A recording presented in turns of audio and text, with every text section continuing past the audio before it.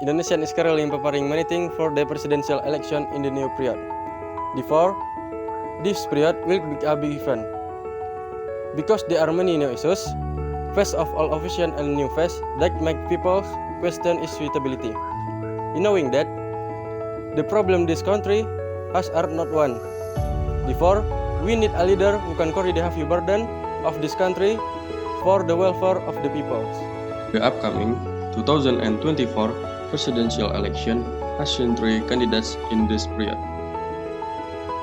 The first is Ganjar Pranowo, the second is Prabowo Subianto, and the third is Anies Baswedan. 1. Ganjar Pranowo. He comes from Indonesian Democratic Party of Trakli, Unity Development Party, People Conscious Party, and Indonesian Unity Party. 2. Prabowo Subianto. There is Indonesian Solidarity Party, the People's Party, the Democratic Party, the National Mandate Party, and the Greater Indonesian Movement Party. And 3. Anies Baswedan. There is the Prosperous Justice Party, the National Democratic Party, and the National Awakening Party. Let's discuss a little about the three presidential candidates. Jawa Timur bersepakat. Pemirsa, ratusan pengusaha di Jawa Timur bersepakat mendukung bakal calon presiden Ganjar Prabowo Gibran tak segan menyapa, bahkan menyalami masa pendukung yang mengantar mereka ke gedung Komisi Pemilihan Umum. Di hadapan ribuan simpatisan, Anies Baswedan mengajak teman-teman dari desa berkumpul dengan para aktivis yang selama ini mengurus desa dan mengirimkan pesan kepada semua bahwa salah satu yang akan menjadi perhatian utama adalah pembangunan desa. Bahkan untuk dana desa harus digunakan tepat sasaran. Ribuan masyarakat dan simpatisan Partai Hanura memadati Tugu Pahlawan di Surabaya, Jawa Timur dalam acara Jalan Sehat bersama Baca Pres Ganjar Pranowo. Banteng alias basis pemilih PDI Perjuangan, bakal capres mana yang punya elektabilitas tertinggi? Tentu ada. You better watch your step. Ganjar Pranowo has been governor of Central Java since 2013 and has served 2 terms. His name is centrally familiar to Indonesian people. Talking about popularity, of course, social media is mainstay in its public relation mission. Children till adults recognize Ganjar as a friendly bureaucrat able to easily communicate and respond to public complaints directly or indirectly. And what is clear is that Ganjar is handsome. Buat ibu-ibu, pilih Pak Ganjar ya, orangnya ganteng, baik hati. Ganjar once said, when he was a speaker and the Apromen Innovation Forum Asset for in 2019, held by Pertamina IP at the Alila Hostel Solo, and in 6 years, he had only 2 achievements that made him proud. Namely, integrity and quality of public service.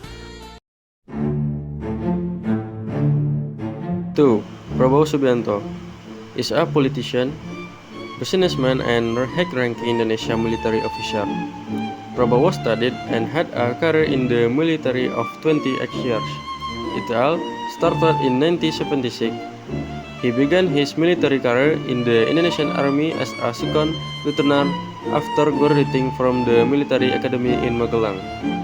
His journey in the military world was so long that after Prabowo left his military career, he chose to follow his younger brother's career as an entrepreneur. The start of Prabowo's political career, he first ran for president in 2004 and in 2014, but defeated by other candidates. Then, in October 2019, he was appointed as Indonesian 26th Defense Minister.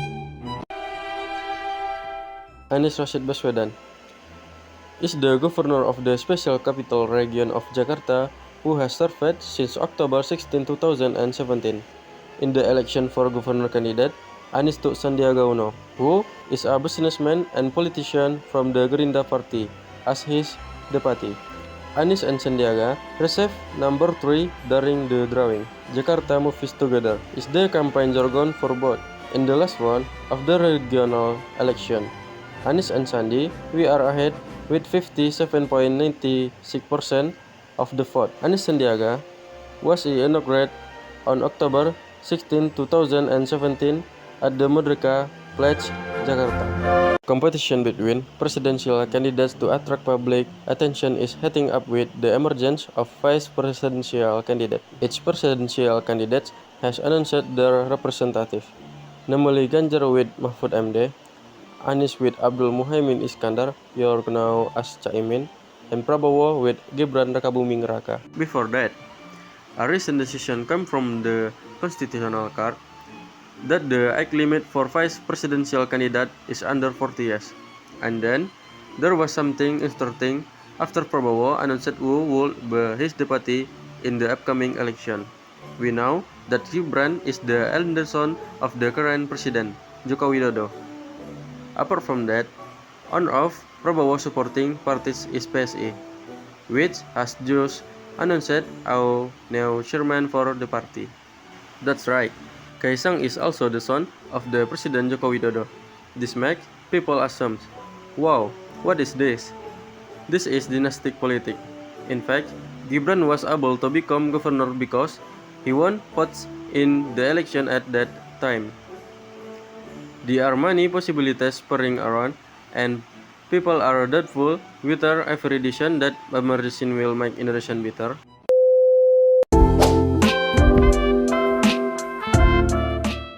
Hello bro, Hi, what is your name? I am Aulia Rahman Nasution. How old are you? Oh, I am 20 years old. What do you think about presidential election for the next year? I think it's gonna big event on this period. Yes, it is. Which presidential candidate will you choose? Maybe I will choose Prabowo Subianto. Why you choose him? Because I believe that he can be a good president and lead this country to be a better place. Hello bro. Hello,